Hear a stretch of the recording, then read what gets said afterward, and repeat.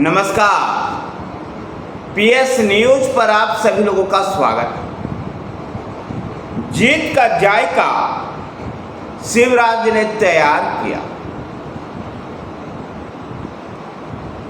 शिवराज सिंह चौहान जो मध्य प्रदेश के लंबे समय तक मुख्यमंत्री रहे और इस समय केंद्रीय कृषि मंत्री हैं, को भारतीय जनता पार्टी ने झारखंड का चुनाव प्रभारी नियुक्त किया।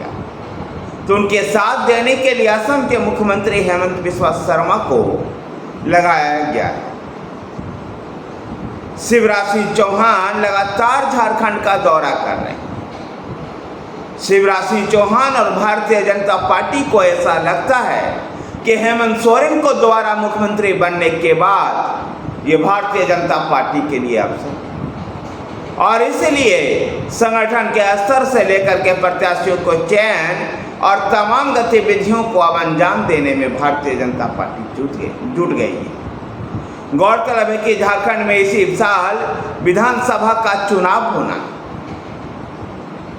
हेमंत सोरेन को जमीन घोटाले में जेल जाने की वजह से चंपाई सोरेन को झारखंड मुक्ति मोर्चा ने मुख्यमंत्री बनाया था, लेकिन जब हेमंत सोरेन जमानत पर बाहर आए तो चंपाई सोरेन से कुर्सी छीन करके हेमंत सोरेन स्वयं उस कुर्सी पर विराजमान। ऐसे में भारतीय जनता पार्टी इसको अपने लिए एक अवसर के रूप में देख रही, जहां वो चंपाई सोरेन को कुर्सी से हटाने को लेकर के हेमंत सोरेन को घेरेगी और वंशवाद और परिवारवाद और भ्रष्टाचार की राजनीति पर कड़ा प्रहार भी करेगी। शिवराज सिंह चौहान ने जो चुनाव प्रभारी हैं रांची आकर के भारतीय जनता पार्टी के प्रदेश अध्यक्ष बाबूलाल मरांडी, विपक्ष के नेता अमर मौर्य और पूर्व मुख्यमंत्री अर्जुन मुंडा के साथ बैठकर बातचीत, जहां इससे एक और जहां ये मैसेज गया कि झारखंड में भारतीय जनता पार्टी एकजुट है, तो वहीं पर अन्य नेताओं के साथ भी शिवराज सिंह चौहान की मुलाकात। शिवराज सिंह चौहान एक दिन का झारखंड में रुकने के अवसर पर वो बूथ लेवल कार्यकर्ता से लेकर के प्रदेश पदाधिकारियों के घर भी पहुंच गए, जिससे कार्यकर्ताओं को मनोबल बढ़ा और कार्यकर्ता और भी उत्साह के साथ काम करने के लिए ललायित हो सकता है।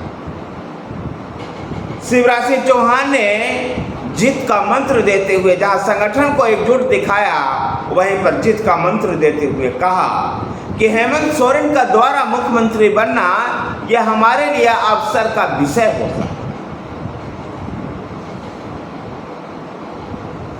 राज्य में भारतीय जनता पार्टी प्रदेश सरकार की विफलताओं को उजागर करेगी तो भ्रष्टाचार पर भी प्रहार करेगी।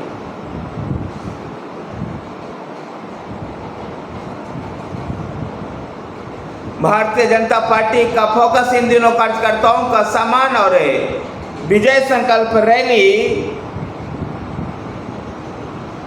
संकल्प सभाओं को पूरा करने पर है, और ये जल्द ही शुरू हो रही है।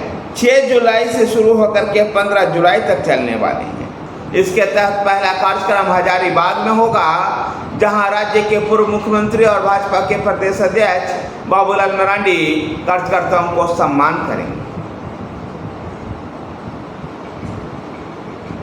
झारखंड के अगर पूरे राजनीतिक घटना चक्र को बताएं तो जिस प्रकार से जमीन घोटाले में जब हेमंत सोरेन को जेल जाना पड़ा, उन्होंने मुख्यमंत्री पद से इस्तीफा दिया, चंपाई सोरेन मुख्यमंत्री बने, लेकिन अब मुख्यमंत्री पद से हटाए जाने की टिस चंपाई सोरेन को भी है, और उन्होंने अपने गृह जिला सरायकेला में कहा है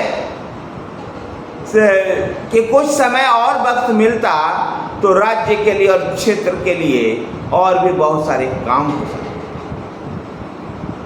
ऐसे में कह सकते हैं कि चंपाई सोरेन को यह दर्द है, लेकिन क्या विधानसभा चुनाव में इसका फायदा भारतीय जनता पार्टी किस प्रकार से लेगा? जहां भारतीय जनता पार्टी का फोकस विशेषकर आदिवासियों के लिए सुरक्षित और आदिवासी बहुल क्षेत्रों पर, जहां 2019 में भारतीय जनता पार्टी का प्रदर्शन बेहतर नहीं रहा था, न लोकसभा में न विधानसभा। 2024 के विधानसभा लोकसभा चुनाव में भी वो पांचों के पांचों आदिवासियों के लिए जो सुरक्षित सीटें वहां भाजपा चुनाव हार गई। ऐसे में भारतीय जनता पार्टी इन आदिवासी बहुल क्षेत्रों में चुनाव जीतने को लेकर एक खास प्लानिंग के तहत चुनाव मैदान, और वो प्लानिंग ये है कि भारतीय जनता पार्टी के जितने भी दिग्गज नेता जो हैं, जो आदिवासी समुदाय से संबंध रखते हैं, उन सबको विधानसभा चुनाव में उतारा जाएगा। इनमें बाबूलाल मरांडी भी प्रमुख रूप से हैं। बाबूलाल मरांडी, अर्जुन मुंडा, सुदर्शन भगत, गीता कोरा, सीता सोरेन जैसे लोगों को भी कैंडिडेट के रूप में उतारा जाएगा। भारतीय जनता पार्टी का ये प्लान झारखंड में कितना सक्सेस होता है ये देखना दिलचस्प होगा। लेकिन शिवराज सिंह चौहान के झारखंड के प्रदेश प्रभारी बन जाने के बाद और हिमंता बिस्वा शर्मा के सह प्रभारी चुनाव में सह प्रभारी बनने के बाद ऐसा लगता है कि भारतीय जनता पार्टी राज्य में सीरियस होकर काम कर रही है और फिर से एक बार सत्ता अपनी ओर खींचना चाहती है।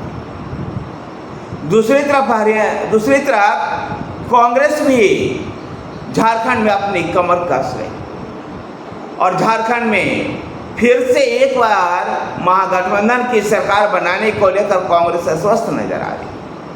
तो लालू प्रसाद यादव की पार्टी राष्ट्रीय जनता दल भी झारखंड में अपने चुनावी ताल को ठोक रही है और झारखंड में राष्ट्रीय जनता दल ने कहा है कि उनको बराबरी का हिस्सा चाहिए। वो गठबंधन में रहते हुए तमाम बोर्डों में कांग्रेस के लोग और आम आदमी पार्टी के लोगों को बैठा देते हैं, लेकिन एक मेयर के चुनाव में टिकट भी आरजेडी को नहीं मिलता। दरअसल लोकसभा चुनाव के बाद होने वाले 4 राज्यों के विधानसभा चुनाव झारखंड और हरियाणा भारतीय जनता पार्टी के लिए मुश्किल हालात वाले राज्य हैं। इसलिए इन राज्यों में भारतीय जनता पार्टी समय से पहले अपनी अधिसूचना भी जारी कर देगी। झारखंड में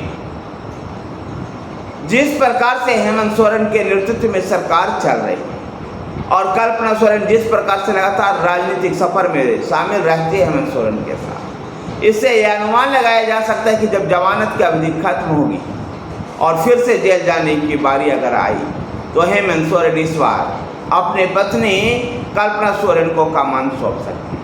धन्यवाद साथियों, वीडियो को लाइक कीजिए, शेयर कीजिए। हमारे साथ बने रहने के लिए हमारे चैनल PS न्यूज़ को सब्सक्राइब कीजिए। धन्यवाद।